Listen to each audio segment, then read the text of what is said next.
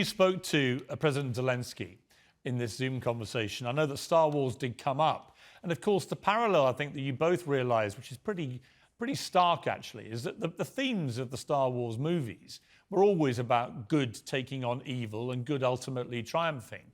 Here you have a really, I think, a pretty clear-cut example of good people of Ukraine being illegally invaded by bad people, Vladimir Putin and his Russian military. How do you think this ends? I mean, are we going to be in a position where, like in a movie, good will ultimately triumph? Or is it going to be more difficult than that?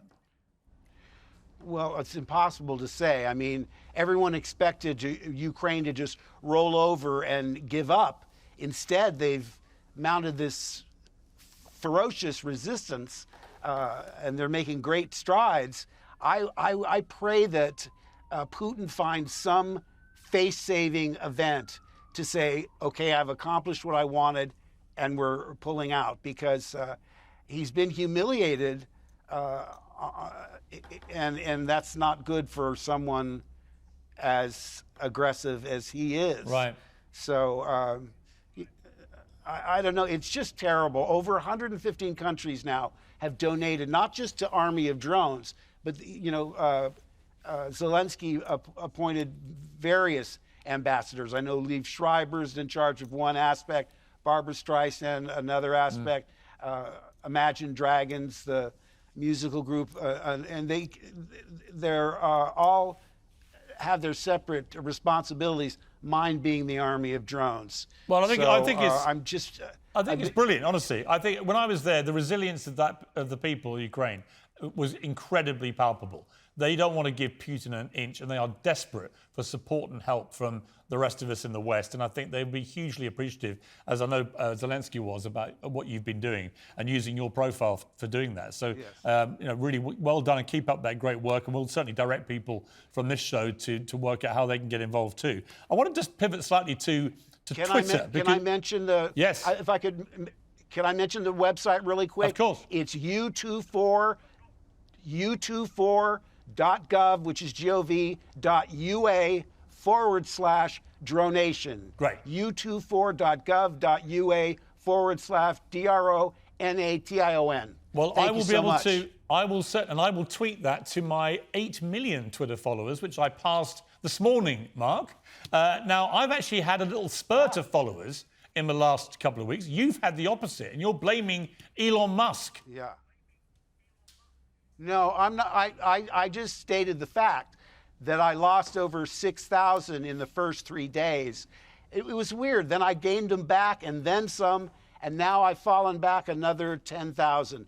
I'm not blaming anybody. I just don't understand what's going on. How many do you have at the moment? Bots. How many followers do you have? I have 5.2. And I just got over 5.3, and then I lost and went back to 5.2. But, it's everything's relative. When I start thinking, wow, I've got 5 million followers, and you find out like Taylor Swift has 180 million or something. So I mean, I've got to say, I'm quietly pleased I've got 3 million more than Luke Skywalker. Well, there you go. Congratulations. But on a serious point, maybe if you watch the movie. If you watch the movies, you'll go up even higher. You know what? I am going to. My son has been on and on at me about it. I can't tell you what a massive fan he is. What do you think about Elon Musk wanting to charge people like us to keep our blue tick? Are you going to pay him his $8 a month? No. It reminds me, I got contacted by the Who's Who people, and they wanted me to be in Who's Who. And then when I found out there was a $250 fee, I said, what, are they crazy? If I'm really somebody, they'll put me in without the fee. So I didn't pay it. I don't know whether I'm in it or not, but I think that's ridiculous. I don't understand. I mean, when I went on Twitter, they just gave me that check. Yeah. And I guess it's just to authenticate that it's really you. But I've been on Twitter for so long now, I don't think I'll miss it. I think people know where to find you. What is the best or worst thing about being Luke Skywalker? One of the all-time iconic movie roles. Best and worst? Well, one of the best things is that people feel like they know you. So wherever I go, people talk about how those films affected their lives, whether it got them through a parent's illness or, they met their future spouse at a screening. I mean, people relate it in such personal ways. It means a lot.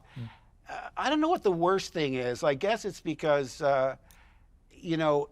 when I do something and it's over, I just let it go. And I have these kids that come up to me, and not just kids, adults as well, that know so much more about it than I do. Because I don't watch them over and over. I watched them when they came out, and I don't watch them again. So they know details that I don't know what they're talking about. And is there any prospect of Luke raising his lightsaber again, or is it all over? Oh, it's over. Well, if it really is over, Mark, if you could just do me one favour and make me Father of the Year, could you just stare down the barrel of the camera and say, Spencer Morgan, may the Force be with you? Spencer Morgan, the Force will be with you always. That's absolutely fantastic. Mark Hamill, what a pleasure to have you on the programme. Thank you so much. Thanks for having me, Piers. And keep up the great work in Ukraine. It's hugely appreciated by them all there, I know, and very important work. Thank you very much. All the best.